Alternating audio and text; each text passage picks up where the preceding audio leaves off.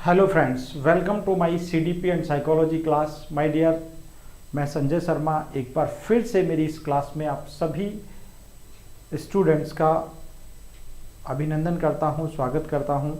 Yes, तो friends, हम लोगों ने अब सीडीपी के पेडागोजिकल पोर्शन की बात कर रहे थे और आज अपनी क्लास में बहुत ही बेहतरीन यूनिक टॉपिक डिस्कस करने जा रहे हैं, that is Bloom's taxonomy. My dear, Bloom's taxonomy की अगर बात की जाए तो ब्लूम्स टैक्सोनॉमी ये आपका पेडागोजिकल ऐसा टॉपिक है जो आपको सभी एग्जाम्स में, चाहे आप ग्रेड टीचर का कोई भी एग्जाम दें, चाहे पीजीटी हो, टीजीटी हो, पीआरटी हो या केवीएस एनवीएस हो, सभी प्रकार के एग्जाम्स में ये टॉपिक आपको बहुत ही बेहतरीन है और ये काम आता है जरूर। आपसे पूछा जाता है इससे क्वेश्चन कि ब्लूम्स टैक्सोनॉमी कितने पोर्शंस में डिवाइडेड है और इसके क्या क्या फीचर्स हैं, तो उन सब की बात आज अपन इस क्लास में करने वाले हैं। तो प्यारे मित्रों, जी हाँ, तो ब्लूम्स टैक्सोनॉमी की अगर अपन बात करें तो यहाँ पर ब्लूम्स टैक्सोनॉमी में क्या क्या चीजें डिस्कस की जाती हैं, उन सब की अपन यहाँ पर बात करने वाले हैं। क्लियर है?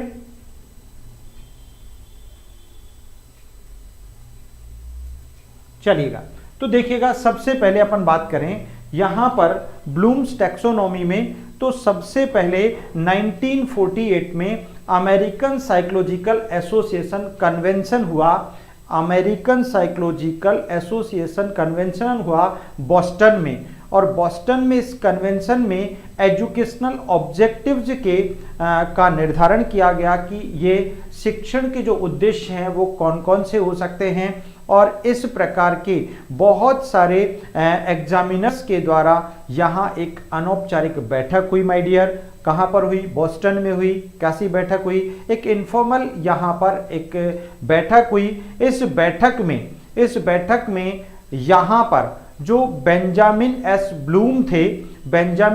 ब्लूम थे, उन्होंने अपनी पुस्तक 1956 में एक पुस्तक लिखी। उस पुस्तक में इन्होंने taxonomy of educational objective handbook first, ठीक है ना, जिसमें इन्होंने कॉग्निटिव डोमेन का बहुत व्यापक वर्णन किया है।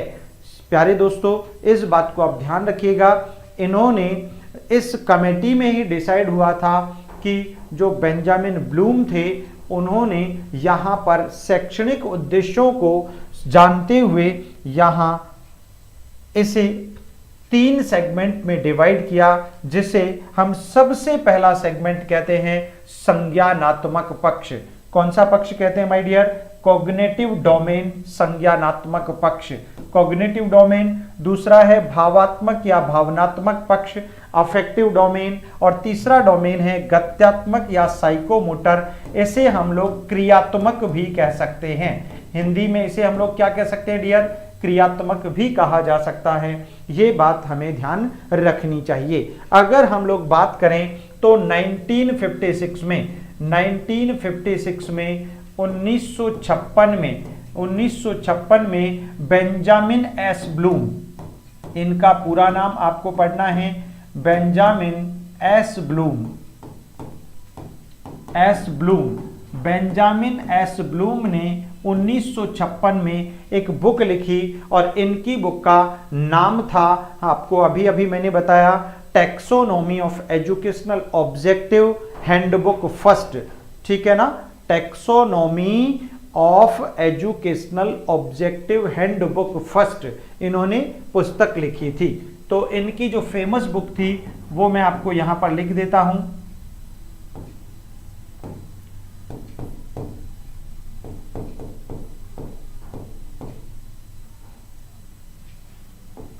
टैक्सोनॉमी ऑफ एजुकेशनल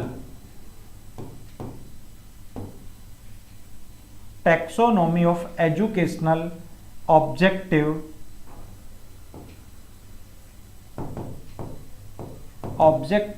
हैंडबुक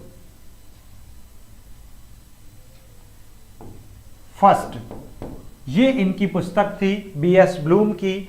इसी पुस्तक में इन्होंने कॉग्निटिव डोमेन का बहुत अच्छे से वर्णन किया है। किसका वर्णन किया है? कॉग्निटिव डोमेन को यानी संज्ञानात्मक पक्ष को बहुत बेहतर ढंग से डिस्क्राइब किया है। माय डियर, यहां पर ये इंपॉर्टेंट टॉपिक है, ये संज्ञानात्मक पक्ष या अनुदेशनात्मक व्यवहार के पक्ष की बात की गई है, जिसमें ब्लूम ने विषय वस्तु के अधिगम के 6 स्तर बताए हैं। विषय वस्तु को अगर जब भी हम किसी कंटेंट को लर्न करें तो उसको 6 प्रकार की प्रविधियों के द्वारा, 6 प्रकार के स्टेप्स के द्वारा लर्न किया जाता है, सीखा जाता है। ये इसमें बताया गया है, किसमें? संज्ञानात्मक पक्ष में। और वैसे भी अगर अपन देखें तो यहाँ पर प्यारे विद्यार्थियों आपको ध्यान रखना पड़ेगा कि ये संज्ञानात्मक पक्ष जो है, ये ब्लूम का जो संज्ञानात्मक पक्ष है, इस संज्ञानात्मक पक्ष का सीधा संबंध जो है ये किससे संबंधित है? ये इंपॉर्टेंट बात है। और इसका संबंध है आपके मस्तिष्कीय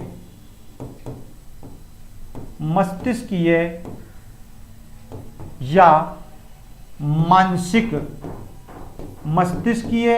मानसिक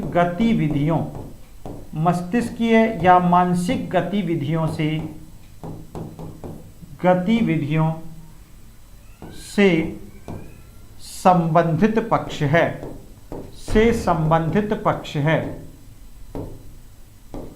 ठीक है, एक बात ध्यान रखिएगा। उसके अलावा इसे हम बौद्धिक पक्ष के नाम से भी पुकार सकते हैं। क्या कह सकते हैं? इंटेलेक्चुअल एस्पेक्ट, बौद्धिक पक्ष, इंटेलेक्चुअल एस्पेक्ट के नाम से भी इसे हम पुकार सकते हैं, जान सकते हैं। तो इस बात को आप ध्यान रखिएगा। यहाँ पर इसी पुस्तक में इन्होंने एजुकेशनल ऑब्जेक्टिव की एक हैंडबुक प्रिपेयर की, और इस एजुकेशनल ऑब्जेक्टिव की है हैंडबुक, जिसमें कॉग्निटिव डोमेन नामक पहली हैंडबुक इन्होंने प्रकाशित की थी। इसके अलावा अपन बात करें यहाँ पर तो इसी पुस्तक में बीएस ब्लूम करथवाल व इसके साथियों के द्वारा, बीएस ब्लूम करथवाल और इसके साथियों के द्वारा व्यवहार के तीनों पक्षों के आधार पर, है ना, जो बालक का, चाइल्ड का जो बिहेवियर होता है उसके तीनों पक्षों के आधार पर अनुदेशनात्मक उद्देश्यों को 3 भागों में बांट दिया। कितने भागों में बांट दिया? 3 भागों में, जिसे हम लोग ज्ञानात्मक, भावात्मक और क्रियात्मक, अभी हम लोगों ने कहा कॉग्निटिव, अफेक्टिव और साइकोमोटर। ठीक है, उसको हम लोगों ने पढ़ा। आपको पता है इसी पुस्तक में इन्होंने शिक्षण उद्योगों के यहाँ पर ज्ञानात्मक पक्ष का विवरण अपन पढ़ें तो आप जानेंगे।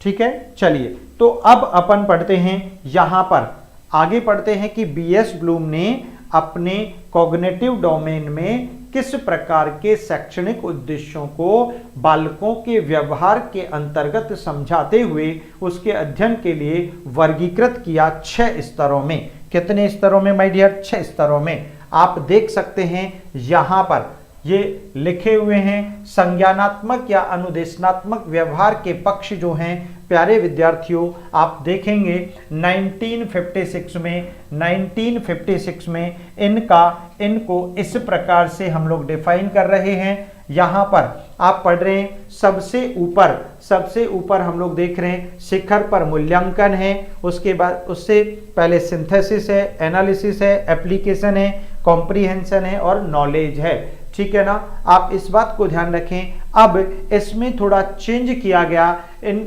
जो ऊपर के लास्ट के जो 2 हैं इनमें एक परिवर्तन किया गया, और अभी हाल ही में 2001, टाइम तो काफी हो गया है ना, लगभग 22-23 साल हो गए हैं, तो इसमें एक संशोधन किया गया और ऊपर के इन 2 पक्षों को यानी मूल्यांकन और सिंथेसिस, संश्लेषण को यहां पर कैलकुलेट करके सिंथेसिस के स्थान पर तो क्रिएशन आ गया और इवेल्युएशन के स्थान पर इवेल्युएट आ गया। बस यही डिफरेंस था और कोई अंतर नहीं था। तो आप ध्यान दें माय डियर, यहां पर आपको ध्यान रखना है सबसे टॉप पर कौन है? मूल्यांकन है, और सबसे बेस में कौन है? वो है ज्ञान, जिसे आप कहते हैं ज्ञान, बोध, अनुप्रयोग, विश्लेषण, संश्लेषण और मूल्यांकन। ठीक है ना। इस प्रकार से हम यहाँ इन्हें 6 स्तरों में डिवाइड करते हैं। किसको प्यारे विद्यार्थियों, ये हम लोगों ने डिवाइड किया है कॉग्निटिव डोमेन को, जो कौन बताते हैं, बीएस ब्लूम बताते हैं। कौन बताते हैं माय डियर, बीएस ब्लूम बताते हैं। ये बात आपको ध्यान में रख लेनी है। तो पहला क्वेश्चन तो आपका सेम इससे पूछा जा सकता है कि ब्लूम द्वारा बताए गए ब्लूम द्वारा जो व्यवहार के 3 पक्ष बताए थे, उन 3 पक्षों में जो ज्ञानात्मक पक्ष है उसका संबंध है। आपसे पूछा जाएगा बौद्धिक पक्ष से या बौद्धिक क्रियाओं से, आपसे पूछा जाएगा मस्तिष्कीय क्रियाओं से या फिर मानसिक क्रियाओं से, तो आप कहेंगे तीनों से, बौद्धिक, मानसिक या मस्तिष्कीय, ठीक है ना। तीनों से इसका संबंध होता है। किसका, ज्ञानात्मक पक्ष का। इसलिए इसको ध्यान में रख लेना चाहिए। क्लियर हो गया। तो इस प्रकार दूसरा क्वेश्चन आपका बनेगा एग्जाम के दृष्टिकोण से, वो बनेगा कि ब्लूम ने अपनी ब्लूम्स टैक्सोनॉमी के इस चार्ट में, ब्लूम्स टैक्सोनॉमी के इस ग्राफ में सबसे उच्च शिखर पर किसको रखा है, तो वो है आपका मूल्यांकन।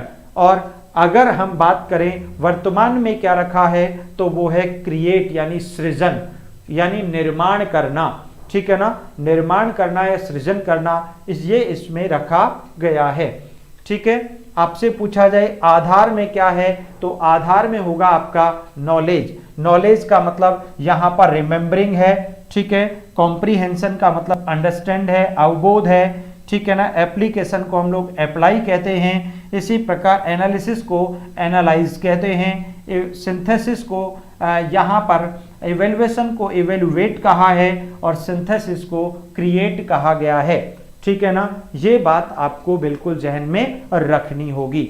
चलिए उसके बाद तो ये ज्ञानात्मक पक्ष का, अगर आपसे इस प्रकार का कोई भी क्वेश्चन आपसे पूछ लिया जाए तो उस संदर्भ में आपको ध्यान रखना पड़ेगा। क्या रखना पड़ेगा, ध्यान रखना पड़ेगा, ठीक है। चलिएगा अब उसके बाद अपन पहुंचते हैं नेक्स्ट। चलिएगा नेक्स्ट है इसके बाद, देखिएगा यहां पर अब सबसे पहले ज्ञान की बात कर लेते हैं। किसकी बात कर लेते हैं, ज्ञान की अपन बात करें तो यहां पर ये जो संज्ञान या ज्ञानात्मक पक्ष है आपका, कॉग्निटिव डोमेन है, इसके इंटरनल फीचर्स क्या हो सकते हैं उन पर आपको विशेष ध्यान देना है। देखो भाई यहां पर तो विषय वस्तु ज्ञान, ठीक है। इसके अंतर्गत ज्ञान, नाम बताना, पहचान करना, प्रत्यय स्मरण करना, सूत्र याद कर लेना, माय डियर, ये सबसे इंटरनल कंपोनेंट्स हैं जिनसे रिलेटेड क्वेश्चन पूछे जाते हैं। आपसे एग्जामिनर क्वेश्चन पूछेगा, एक बालक अपने पाठ के अध्ययन के लिए, अपने लेसन के अध्ययन के लिए क्या करता है, वह सूत्र विधि के द्वारा वहां पर उसको अच्छे से स्टडी करता है। आपसे अंडरलाइन कर लेगा, ये सूत्र के आधार पर सीखना यहाँ पर ब्लूम्स टैक्सोनॉमी में किससे संबंधित है, तो आप तुरंत आंसर देंगे ये किससे संबंधित है, आपका पहला जो कंपोनेंट है 6 स्तरों में ज्ञान, तो ज्ञान से संबंधित है। ये है आपका सूत्र के आधार पर याद करना, किसी चीज को जानना, ठीक है ना, उसका पता करना, उसका नाम बतलाना, उसको आइडेंटिफाई करना, पहचान करना, प्रत्यय स्मरण करना, रिकॉल करना, क्या करना, रिकॉल करना और उस सूत्र को याद कर लेना। Knowledge, mentioning names, identifying, remembering suffixes, ठीक है, एंड मेमोराइजिंग फॉर्मूलाज, तो ये सारे के सारे आपके आ जाएंगे इसमें नॉलेज के अंतर्गत। किसके अंतर्गत आ जाएंगे, नॉलेज के अंतर्गत। ये बात बिल्कुल ध्यान में रख लीजिएगा। क्लियर है सभी को। चलिएगा नेक्स्ट बात करते हैं यहां पर। उसके बाद अवबोधन यानी कॉम्प्रीहेंसिव अवबोधन, सेकंड नंबर आता है आपका कॉम्प्रीहेंसिव का, अवबोधन का। किसका नंबर आता है, अवबोधन का। इसमें आता है किसी भी चैप्टर का, किसी भी दृष्टांत का, किसी भी घटना का वर्णन करना। सबसे पहले आ जाएगा वर्णन करना, फिर एग्जाम्पल देकर उसे अच्छे से डिस्क्रिप्ट करना, समझाना, बतलाना, ठीक है। उसके अलावा आता है दृष्टांत देना। ये दृष्टांत और एग्जाम्पल लगभग सिमिलर होते हैं, ठीक है। उसके बाद व्याख्यान करना, व्याख्यान करना, ठीक है ना, यानी स्पीच इलस्ट्रेट करना, डिस्क्राइब करना, वर्गीकरण एनालिसिस करना, ठीक है ना, वर्गीकरण करना और विभेद करना, डिफरेंशिएट करना, किन्हीं दो क्रियाओं, दो घटनाओं, दो विषय अवस्थाओं के बारे में वर्गीकरण करना, उनका वर्णन करना, उन्हें डिस्क्रिमिनेट करना, ठीक है ना, उन्हें डिस्क्राइब करना, इलस्ट्रेट करना, लेक्चर देना, क्लासीफाई करना, आदि सभी जो भी कंपोनेंट्स आते हैं वो आपके ज्ञानात्मक पक्ष के, संज्ञानात्मक पक्ष के द्वितीय स्तर, यहां पर जिसको हम कहते हैं अवबोधनात्मक या अवबोधन, कॉम्प्रीहेंसिव, ठीक है ना, कॉम्प्रीहेंसिव, जिसे हम अंडरस्टैंडिंग भी कह सकते हैं। क्लियर है? चलिएगा, उसके बाद तीसरा कंपोनेंट है हमारा अनुप्रयोग यानी एप्लीकेशन। तीसरा कंपोनेंट, तीसरा स्तर कौन सा है? जो कि ब्लूम्स टैक्सोनॉमी के अंतर्गत पढ़ा जाता है। डायरेक्ट वर्ड उठाकर पूछता है, आपसे पूछेगा वर्णन करना, वर्णन करना किसी घटना का, किसी विषय वस्तु का, किसी कार्यक्रम का, डिस्क्रिप्शन देना, वर्णन करना ब्लूम्स टैक्सोनॉमी के किस पक्ष से संबंधित है। तो आप आंसर देंगे संज्ञानात्मक पक्ष से, और संज्ञानात्मक पक्ष के द्वितीय स्तर अवबोधन से। ऐसे आपको क्लिक करना पड़ेगा, ये बात ध्यान रखने की है। क्लियर है? और आपको एग्जामिनर कोई एग्जाम्पल भी बनाकर दे सकता है। क्या दे सकता है? एग्जाम्पल भी बनाकर दे सकता है, इसीलिए उसका भी आपको ध्यान रखना पड़ेगा। अब तीसरा स्तर हम लोग पढ़ रहे हैं, दैट इज एप्लीकेशन यानी कि अनुप्रयोग। तीसरा कौन सा है माय डियर? अनुप्रयोग की अपन बात कर रहे हैं, ये बात आपको ध्यान में रख लेनी चाहिए। क्लियर है? चलिएगा, अब अनुप्रयोग एप्लीकेशन में हम लोग क्या पढ़ेंगे माय डियर? देखो भाई, अनुप्रयोग किसी भी पजल को, किसी भी समस्या को हल करना।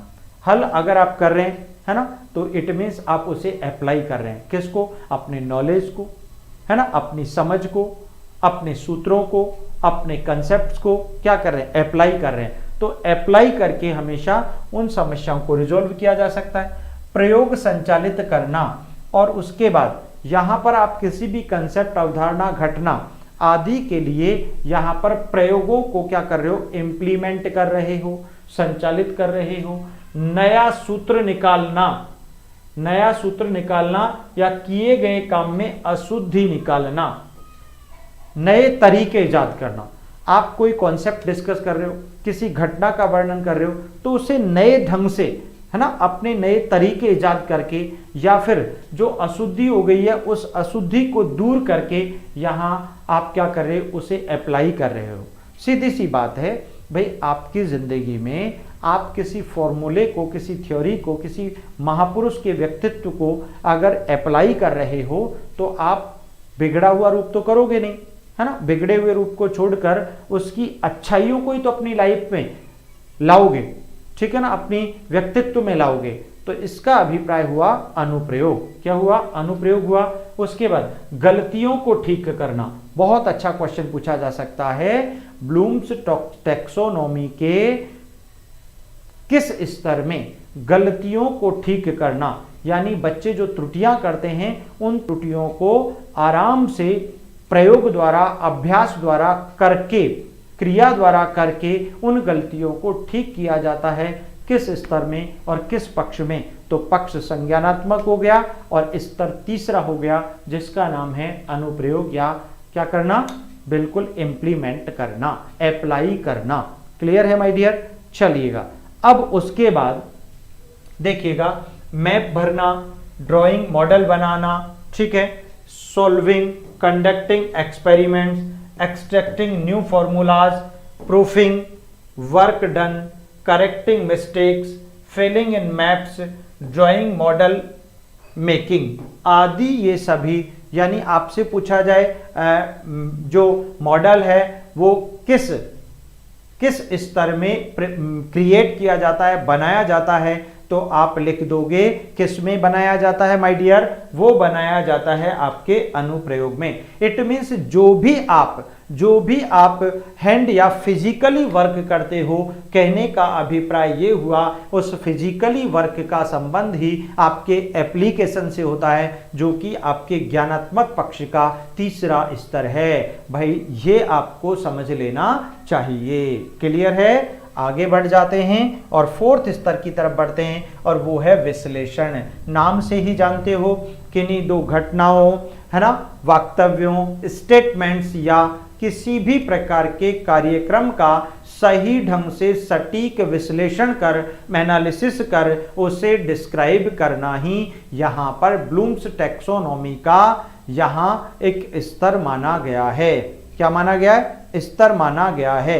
इसीलिए माय डियर स्टूडेंट्स ये बात ध्यान रखें, इसमें किसी भी विषय वस्तु को भागों में तोड़ना, यानी आप बच्चों को कोई चैप्टर पढ़ाना चाहते हो तो उस चैप्टर को आप छोटे छोटे पैराग्राफ्स में तोड़कर अगर बच्चों को डिलीवर करोगे तो बहुत आसानी से सीखेंगे, उनको सीखने में बहुत मजा भी आएगा।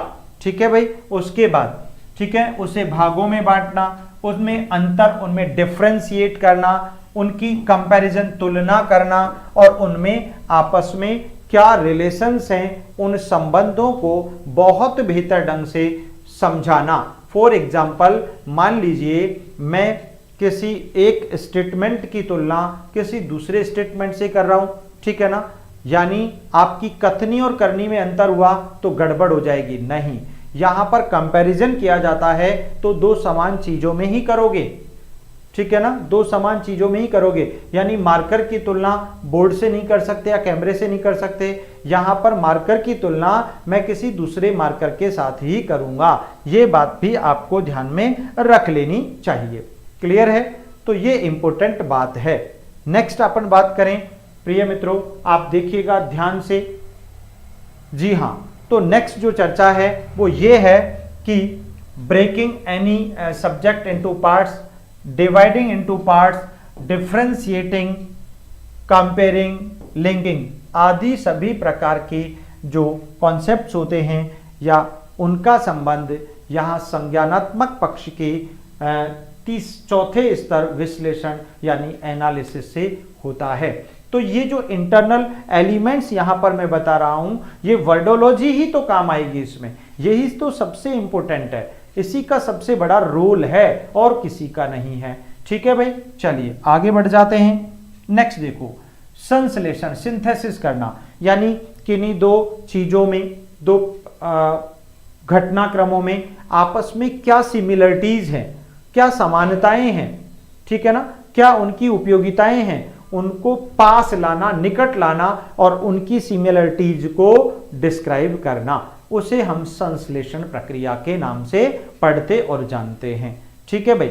देखो तो यहां पर देखो, जोड़ना है ना भाई, सिंपल सी बात है, आप किसी एक थॉट को दूसरे थॉट के साथ जोड़ रहे हैं, एक विचार को, एक घटना को किसी दूसरी घटना या विचार के साथ क्या कर रहे हैं, कंबाइन कर रहे हैं, तो जोड़ने की प्रोसेस हो गई, उसे संश्लेषण कहा जाता है। अलग करना विश्लेषण था, छोटे छोटे भागों में तोड़ना विश्लेषण था, अंतर करना विश्लेषण था, लेकिन संश्लेषण में अंतर नहीं होगा, यहां पर सिमिलरिटीज होंगी और वो एक दूसरे के निकट आएंगी, जुड़ जाएंगे। तो यहां पर क्या हो गया, जुड़ना हो गया। इकट्ठा करना, यानी जो चीज बिखरी हुई है, बेतरतीब है, उसको एक जगह ला करके कंबाइन करना, जोड़ देना, यहां पर क्या हो जाएगा, इकट्ठा करना हो जाएगा। क्या हो जाएगा माय डियर? इकट्ठा करना हो जाएगा। उसके बाद सारांश करना, यहां पर यानी कि जो पूरा का पूरा आपने चैप्टर पढ़ाया बच्चों को, लास्ट में उसको समराइज कर दिया। क्या कर दिया? उसका कंक्लूजन बच्चों को दे दिया कि ये पूरी की पूरी जो कहानी है, पूरी की पूरी थीम है, वो इस पर बेस्ड है, यानी वो ये कहना चाहती है, आपने उसको सारांश कर दिया। तो आपसे डायरेक्ट क्वेश्चन पूछा जाए, सारांश करना ब्लूम्स टैक्सोनॉमी के किस भाग से संबंधित है या किस स्तर से संबंधित है, आप विद इन सेकंड बता दोगे। ये है हमारे संश्लेषण से। सारांश का मतलब होता है कंक्लूड करना, चीजों को आपस में मिलाना, ठीक है प्रिय मित्रों। नेक्स्ट देखो बेटा, निष्कर्ष निकालना। भैया सीधी सी बात है, मैंने आपको बहुत सारा पढ़ा दिया और लास्ट में मैं कंक्लूजन पर पहुंच रहा हूं कि आपने मेरी क्लास से क्या सीखा, उसका निष्कर्ष क्या है, उसका कंक्लूजन क्या है, उसका लास्ट टारगेट मीनिंग क्या है। हम लोग उसकी बात करें तो यहां पर निष्कर्ष निकालना भी एक सेंट्रलाइज फॉर्मेट होता है। उसके बाद संक्षिप्तीकरण करना, यानी जो चीजें बिखरी हुई हैं उनको ला करके एक वे में पिरो देना संक्षिप्तीकरण करना कहलाता है, यानी उसे शॉर्ट वे में डिस्क्राइब करना ही संक्षिप्तीकरण है। इसी प्रकार सामान्यीकरण करना, जनरलाइज करना। माय डियर, जनरलाइजेशन का मतलब है किसी एक कॉन्सेप्ट को दूसरे कॉन्सेप्ट में मिला करके उन दोनों को एक साथ समझा देना।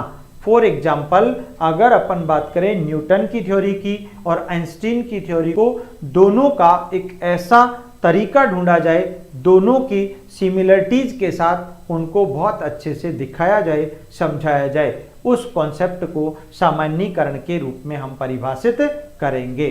ठीक है माय डियर। उसके अलावा निष्कर्ष करना, निकालना, तर्क देना या वाद विवाद करना आदि, वाद विवाद करना, डिस्कस करना या लॉजिक यूज करना भी इसी के अंतर्गत आ जाएगा। किसके अंतर्गत आ जाएगा?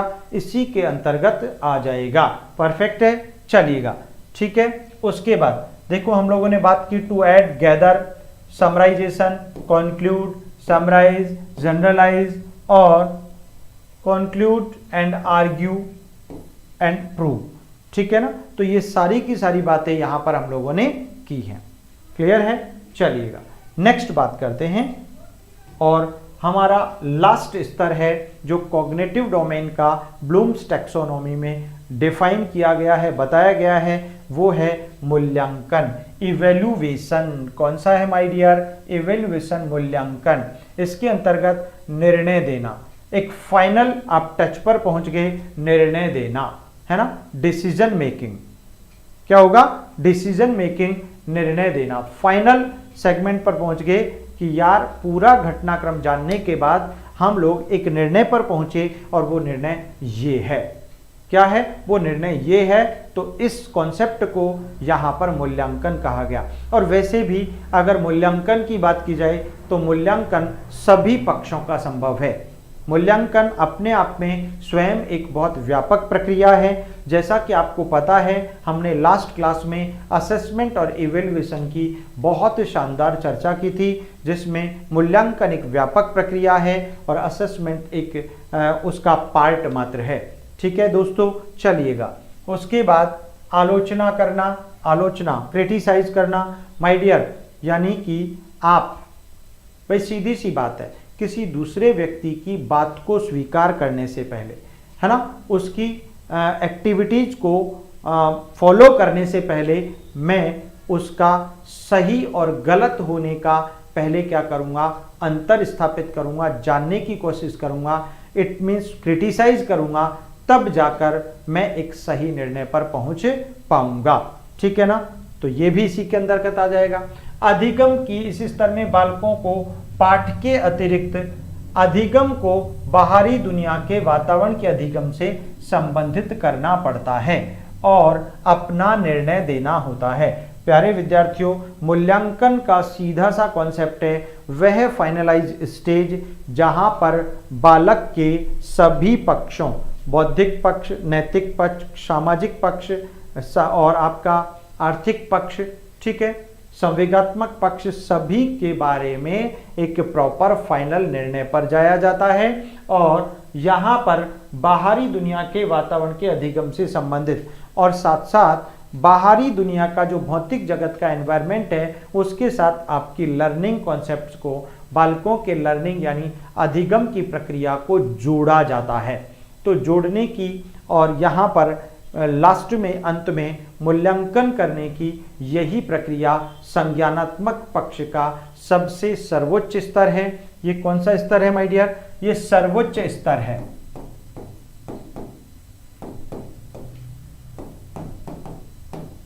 ठीक है, ये बात ध्यान में रखनी है।